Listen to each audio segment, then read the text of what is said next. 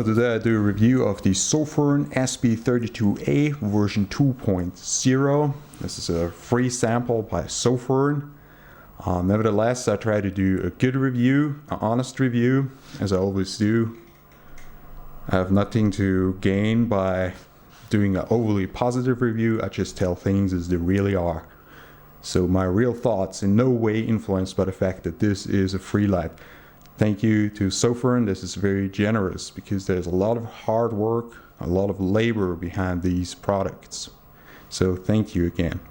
Now the SOFIRN SP32A is a 18650 flashlight and is operated by a side switch, electronic side switch.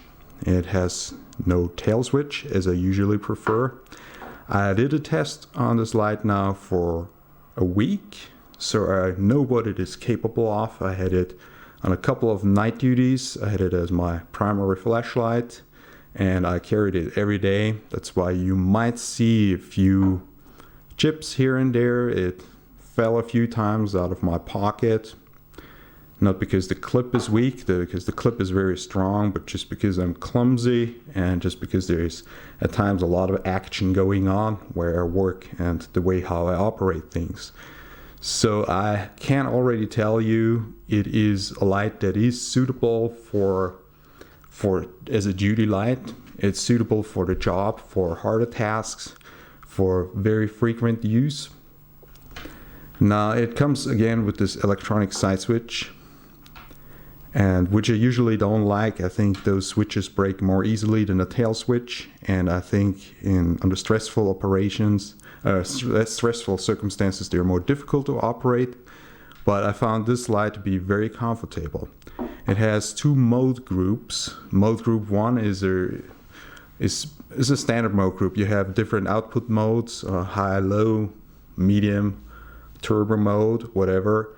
So this is the standard mode. Then mode 2 is the really interesting mode that I also used for the last week, and this is a mode where the light gets gradually brighter or dimmer. So it is like a stepless output. Let me show you. This is low. Now we're going higher. See, it gradually increases till it hits the maximum output. Then it does this little blink and then it goes back. It does that like a wave. So it's low now, and then it goes back to high.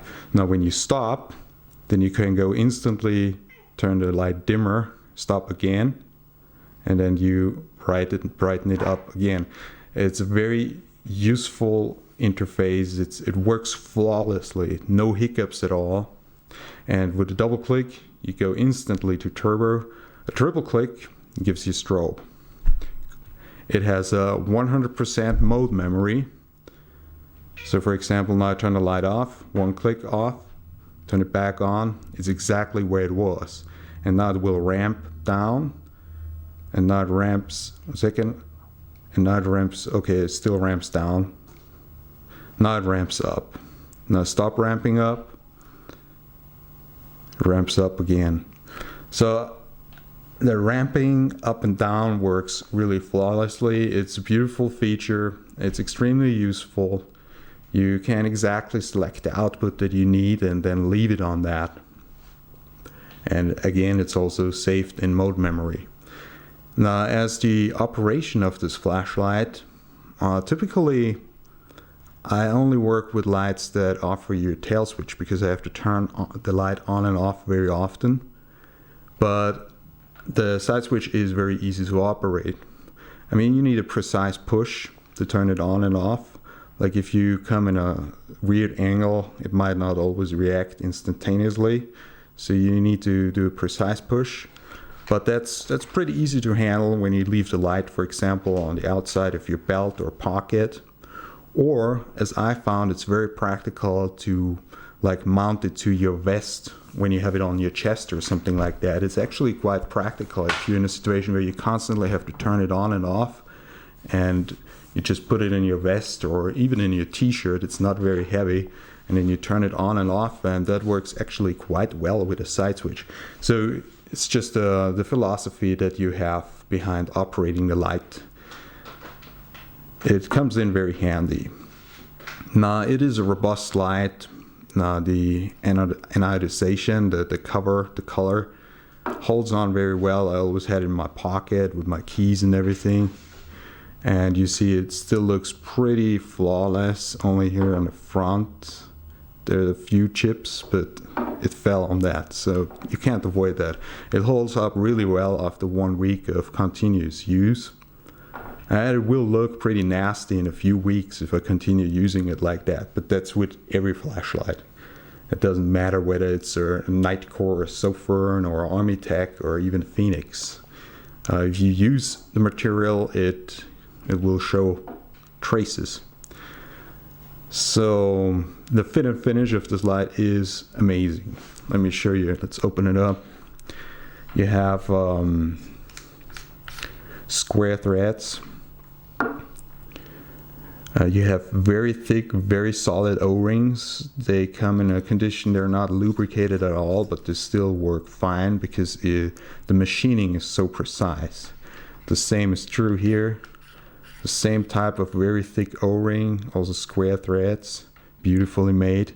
You have a double spring system, so you have gold-plated springs on either side, protecting the driver board from impact, protecting the 18650 cell, because you will kill a 18650 cell, especially a protected one, quite easily when it constantly falls and falls in the wrong angle. And you can also kill the driver board if the energy, the kinetic energy from the falling flashlight makes the 18650 moving and then hit the driver board. You kill the driver board. So that's why it's very important to have a spring-loaded 18650 cell on either side. It also makes it more flexible because 18650s come in different sizes, so you're a bit more flexible if you have springs. It makes the flashlight maybe a little bit larger than it would be without springs, but a lot safer in terms of operation. Now, is there any downside on this flashlight? I wish they had a magnet back in here, like in the base, that would make it even more useful. There's enough space, so maybe I could install a magnet myself if I really wanted to. Of course, that also would make the light a little bit heavier. Size-wise, let's compare it real fast. This is a compact 18650 light, not quite as compact as some of those convoys.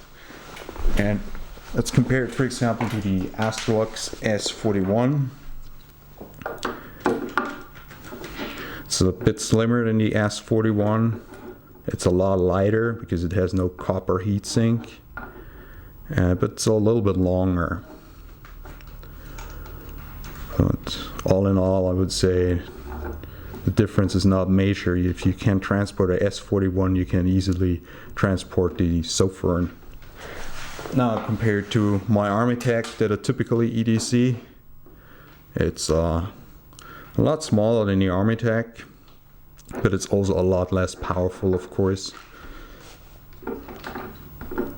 We'll talk about the light color and the beam pattern when we do the outdoor testing and comparison a little bit later. But so far, the theoretical output value is, let me see, about 1300 lumens. And that may be right. I would definitely say it's a 1000 lumens light, maybe a little bit more. But 1300 lumens might maybe just right. I mean, the Armitech, for example, is a lot brighter despite being a warm white light color. The SOFIRN is neutral white. But still, it's a very bright little light, and it is regulated in two ways. It has a step-down timer on turbo, and additionally it has a sensor. So if the driver board goes beyond 60 degrees, that means it will step down automatically. That's a pretty smart thing to have, because this flashlight tends to turn on in your pocket and then your leg gets really, really hot. And this is rather uncomfortable, so it's good to have overheating, some precaution against overheating in the light, so that at least the light doesn't get damaged, because your flash will heal, but the light, once it's broken, it's really broken. So I really worry about the light. So it has double safety, step down timer, and a sensor that detects the heat. This is a rather unusual solution. Most people would prefer to just have the sensor that regulates the output according to the temperature, and most people don't like step down timers. But for a light that is sold to the masses like this one, and not just to people who are flashlight scientists, it's quite a good way to protect the lights and protect the people from having a light, from having the situation that it would overheat maybe in turbo or damage something. So that's quite fine. It's not a high-end output light anyways. To me, it is a very reasonable and very practical light that you can actually use a lot and in many different situations, and will give you satisfying performance.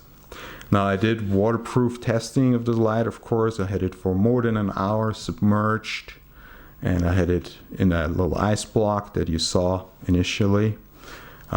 Works flawlessly. There is no water coming in, and that's so much more that I can say about other quality flashlights.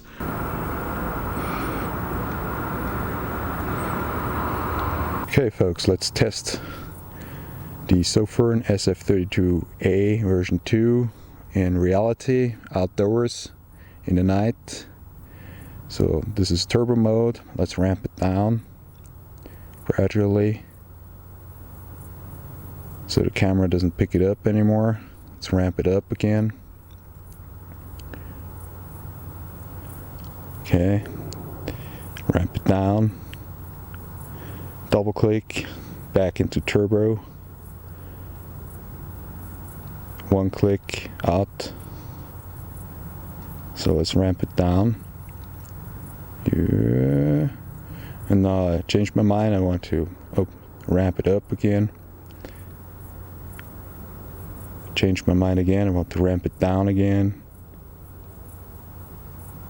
I can do that in the middle of ramping up. Let's ramp up again. So the ramping works like a wave, basically, a wave that you can interrupt at any point in time.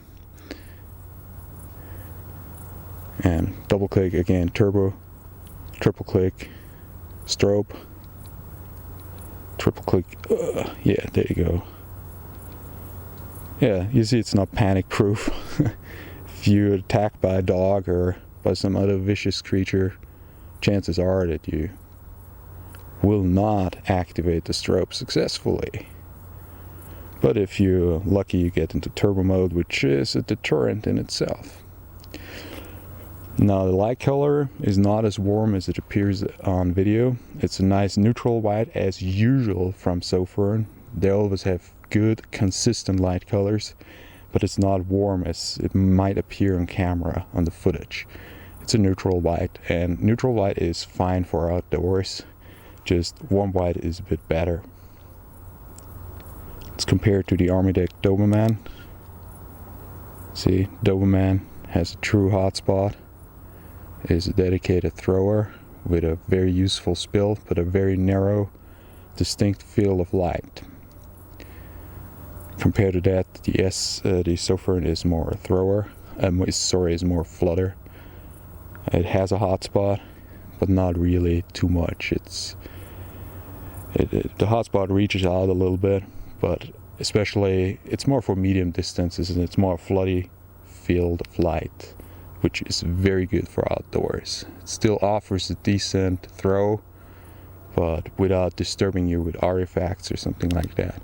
Compare that again with the Doberman. If the hotspot in the middle. Oh, camera doesn't pick that up properly. And then here's the SOFIRN again. Yeah, is the SOFIRN a good flashlight? I would say it's a very good flashlight.